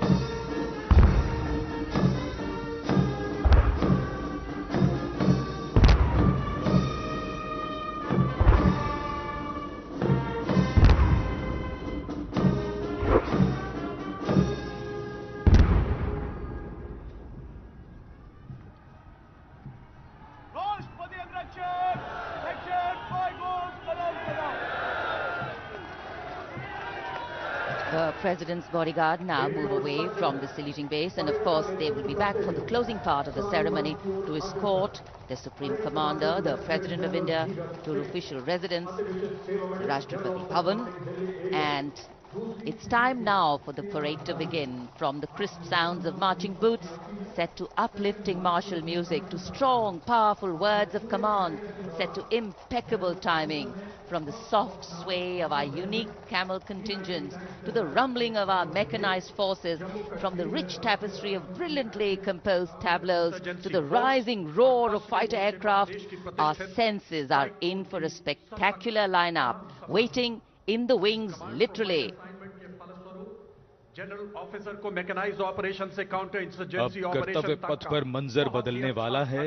जमीन और आकाश दोनों तैयार दुनिया के सबसे बड़े लोकतंत्र के भव्य गणतंत्र उत्सव के लिए। भारत के गौरव को उमंग के रंगों में चमकते हुए देखिए।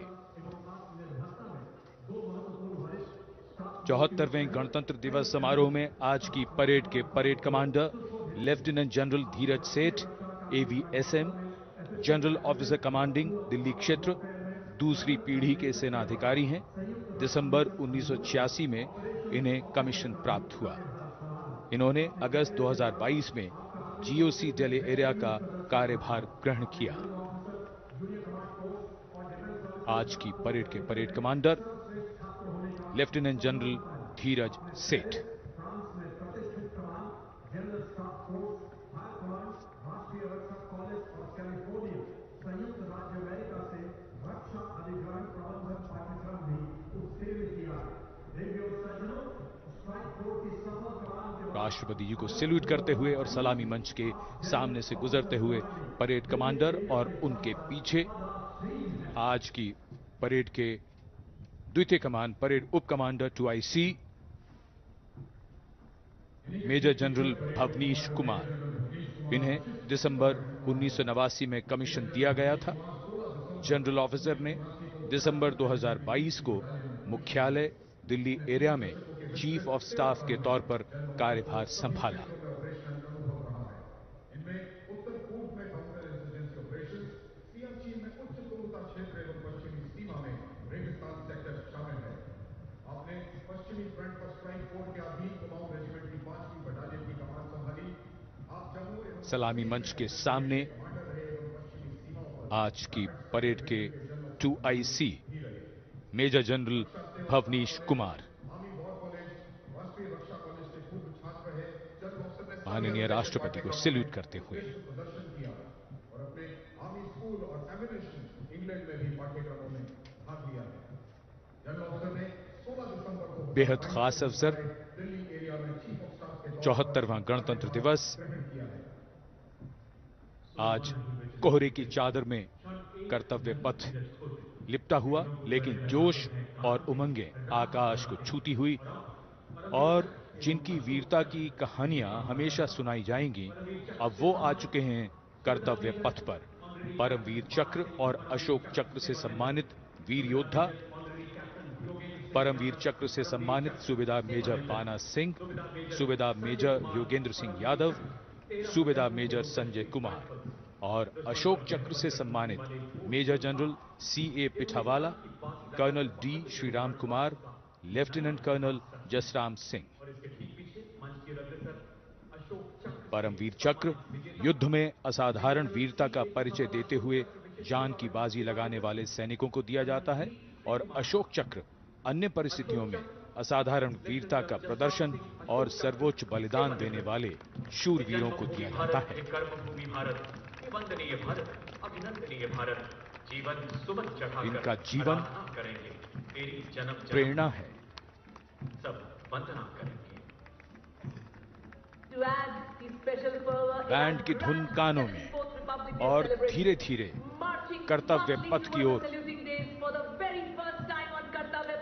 Ladies and gentlemen, is the combined band and marching contingent of the oldest regular army known to humanity from the land of fertile. हमारे वीर सैनिक, वीर योद्धा परमवीर चक्र और अशोक चक्र से सम्मानित सलामी मंच के सामने से गुजरते हुए Led by Colonel Mahmood Mohammad Abdel Fateh Al Kharaki. पहली बार कर्तव्य पथ पर दुनिया की प्राचीनतम नियमित सेना मिस्र की सेना का मार्चिंग और बैंड दस्ता। हमारा मेहमान देश मिस्र और इस दस्ते की कमान संभाली है कर्नल महमूद अल खरासवी ने। इस दस्ते में कुल 144 सैनिक हैं जो वहां के सशस्त्र बलों के मुख्य शाखाओं से लिए गए हैं। मिस्र राष्ट्र की महानता और प्राचीन इतिहास में इसके गौरव को दर्शाते ये सैनिक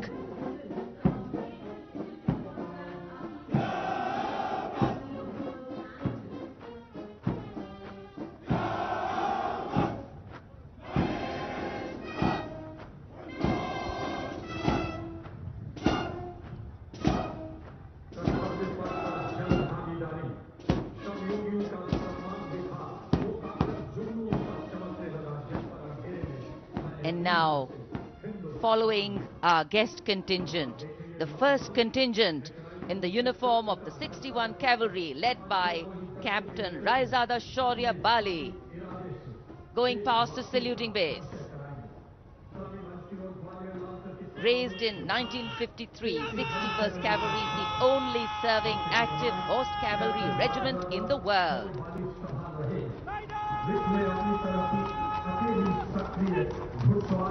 It has the unique distinction of leading the last recorded cavalry charge in history when it took on the Turks at the Battle of Haifa in 1918.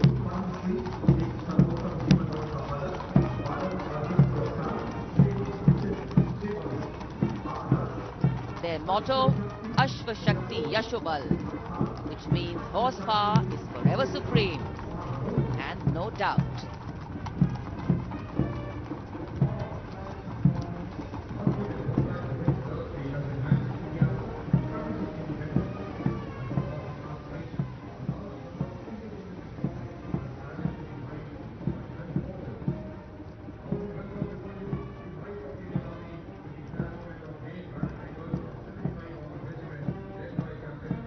And after the clip-clop of the horse hooves on the tarmac, we hear the rumble and the thunder of our mechanized columns. First detachment is of the main battle tank Arjun of 75 Armored Regiment, led by Captain Amanjeet Singh. State-of-the-art MBT Arjun, an indigenous development by the DRDO.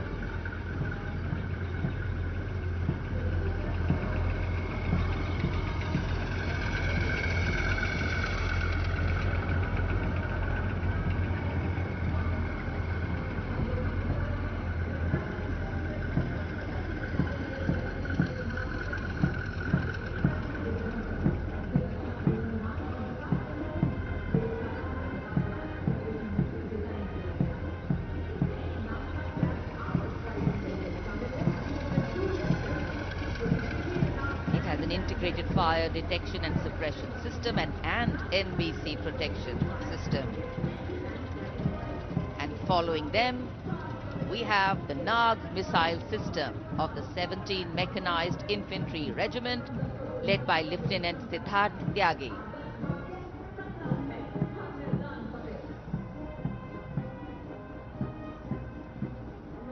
Its crewless turret is capable of firing 6 Nag anti-tank guided missiles. Satra Mek, Har Maidan Fateh, their motto of the regiment. And now approaching the saluting base, the BMP 2 of the Mechanized Infantry Regimental Center, led by Captain Arjun Sidhu of the 6th Battalion Mechanized Infantry Regiment. High mobility, lethal weapon system, night fighting capability, and the motto of the regiment, valor and faith.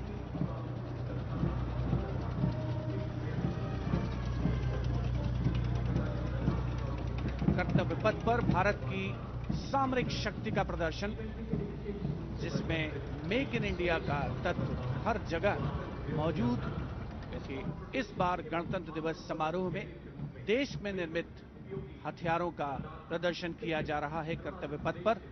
अगला दस्ता सलामी मंच के सामने पहुंचता हुआ quick reaction लड़ाकू वाहन 3 लद्दाख स्काउट रेजिमेंट के कैप्टन नवीन धत्तरवाल के नेतृत्व में। ये वाहन आत्मनिर्भर भारत योजना के तहत भारतीय सेना के लिए खास तौर पर बनाया गया है। विशेष तौर पर लद्दाख, सिक्किम और अरुणाचल प्रदेश में तैनात सैनिकों के लिए इसे डिजाइन किया गया है।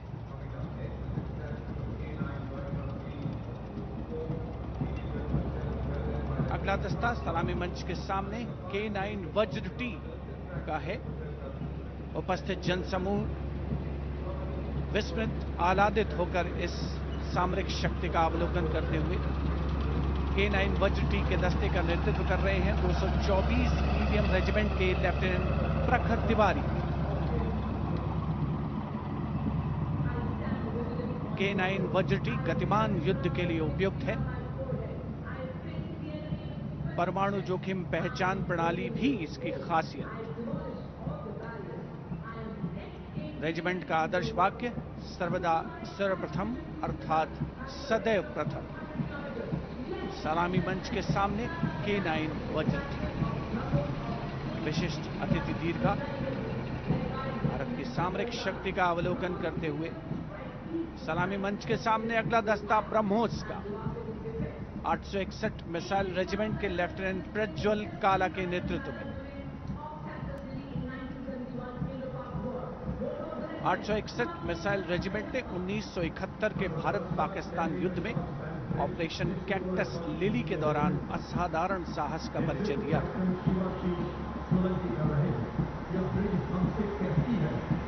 दुनिया की पहली प्रचालन युक्त ब्रह्मोस मिसाइल रेजिमेंट होने का गौरव भी 861 मिसाइल रेजिमेंट को हासिल है। आदर्श वाक्य स्वामी शरणम अय्यप्पा। विशिष्ट दर्शक दीर्घा केंद्रीय मंत्रिमंडल के सदस्य 74वें गणतंत्र दिवस में भारत की सामरिक शक्ति के साक्षी बनते हुए अगला दस्ता 10 मीटर शॉर्ट स्पैन ब्रिज का है। 64 असॉल्ट इंजीनियर रेजिमेंट के 10 मीटर शॉर्ट स्पैन ब्रिज का नेतृत्व कैप्टन शिवाशीष सोलंकी कर रहे हैं। रेजिमेंट का आदर्श वाक्य अग्रणी अजय, जिसका अर्थ सदैव अग्रणी और Ajay.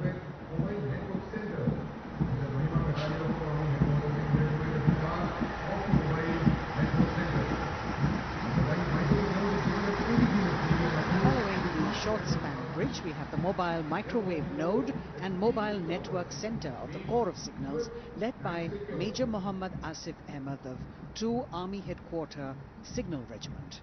The column consists of 2 vehicles, a mobile microwave node along with the mobile networking center. And this can operate on optical, microwave and satellite media to provide triple play services to include voice, data and video to field formations in active hostilities. Truly the next generation network vehicle, an enabler of network-centric operations.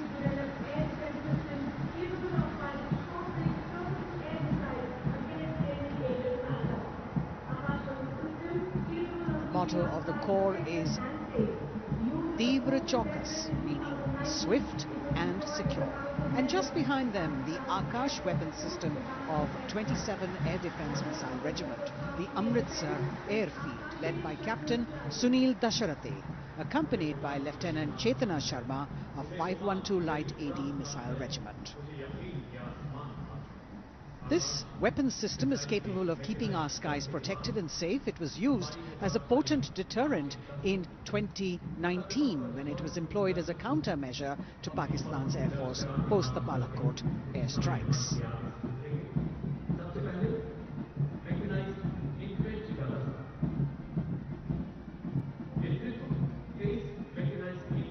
As the audience watching in awe of these majestic machines coming down Kartavya path. Technology which is aiding us in keeping our country safe and secure.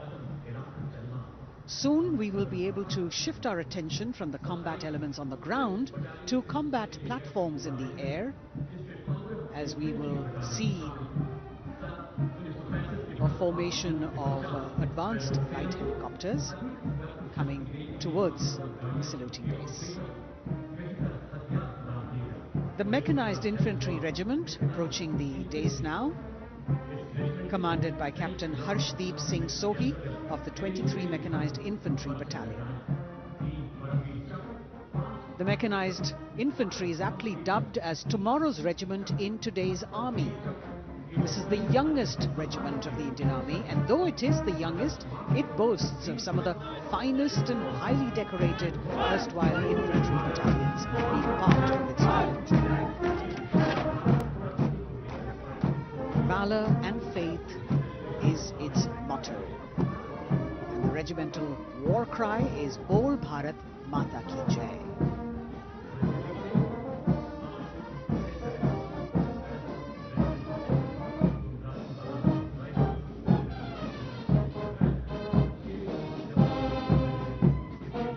Visibility slightly improving, but maybe it's not enough for the helicopters to be able to be here in time, but we're moving on.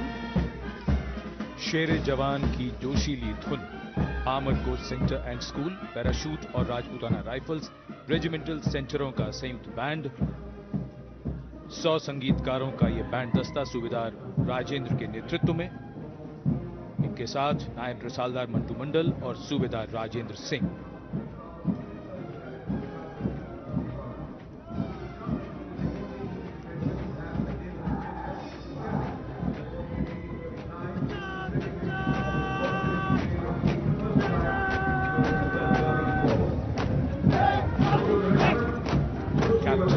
अमन जगताप की कमान में Punjab regiment की टुकड़ी चुस्त कदमों से सलामी मंच के सामने से गुजरती हुई।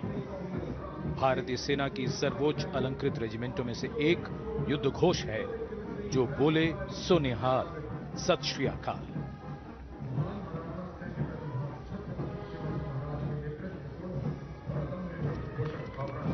प्रेरणा लेते हुए अब सलामी मंच की ओर आगे बढ़ने वाला दस्ता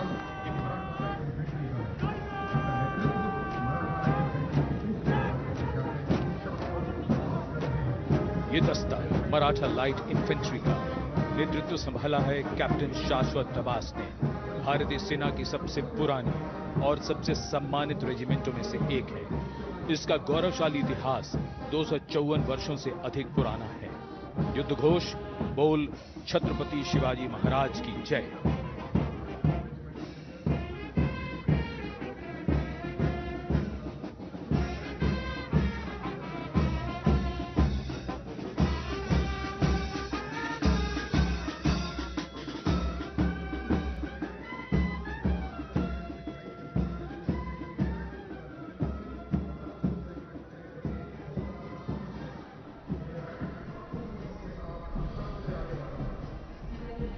कदमों से कदम, कंधों से कंधे मिलते हुए शानदार parade.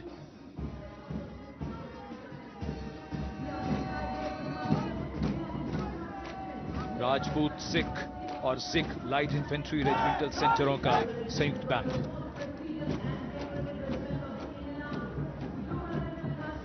Going past the saluting base now, the Dogra Regiment, led by Captain Varun Singh of 21 Battalion of the Dogra Regiment. The motto of the regiment is Kartavya Anvadma, which means duty before death. And their war cry, Jwala Mata Ki Jai.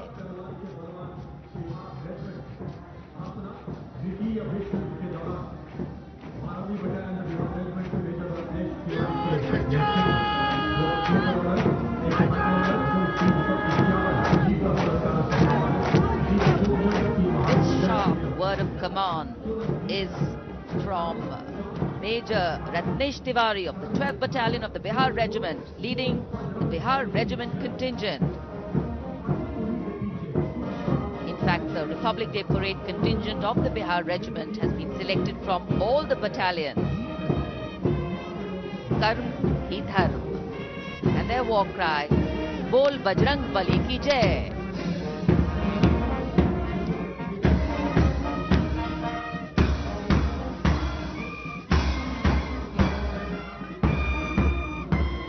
Kargil echoing here at Kartavya Path. The combined band of the Assam Regimental Centre, Maha Regimental Centre and Jammu and Kashmir Rifles Regimental Centre with 100 musicians led by Subedar Major Diggar Singh.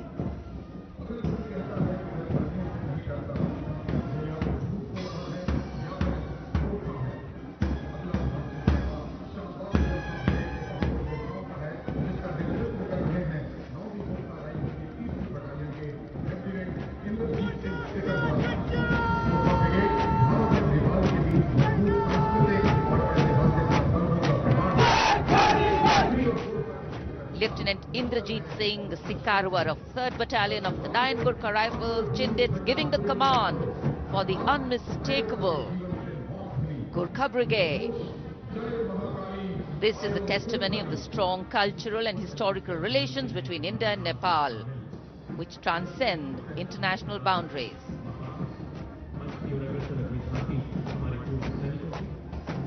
Gorkha brigade का दस्ता कर्तव्य पथ पर फिजाओं में वीरता और रोमांच का संचार करता हुआ और उसके ठीक पीछे पूर्व सैनिकों की झांकी towards Amrit Kaal with resolve a veterans commitment विषय पर आधारित ये झांकी पिछले 75 वर्षों में पूर्व सैनिकों के योगदान की एक झलक प्रस्तुत कर रही है। पूर्व सैनिकों के सार्थक और प्रभावशाली प्रयासों को इसमें दर्शाया गया है।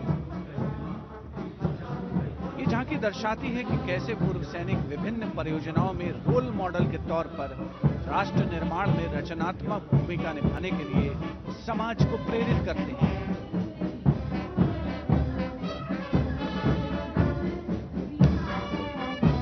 और पूर्व सैनिकों की झांकी के ठीक पीछे नौसेना का ब्रास बैंड मास्टर चीफ पेटी ऑफिसर 2nd क्लास एम धुनीराज के नेतृत्व में भारतीय नौसेना के गीत जय भारती की जोशीली धुन बजाता हुआ।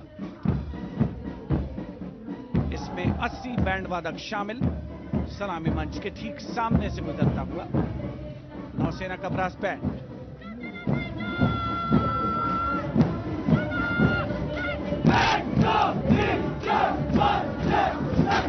और अब सलामी मंच के सामने नौसेना का मार्चिंग कंटिंजेंट लेफ्टिनेंट कमांडर दिशा अमृत के नेतृत्व में लेफ्टिनेंट अश्विनी सिंह, सब लेफ्टिनेंट प्रियंका शर्मा और सब लेफ्टिनेंट एम आदित्य और 144 युवा नौसैनिक इसमें शामिल। इस दस्ते में पहली बार 3 महिला और 5 पुरुष अग्निवीर भी शामिल हो रहे हैं।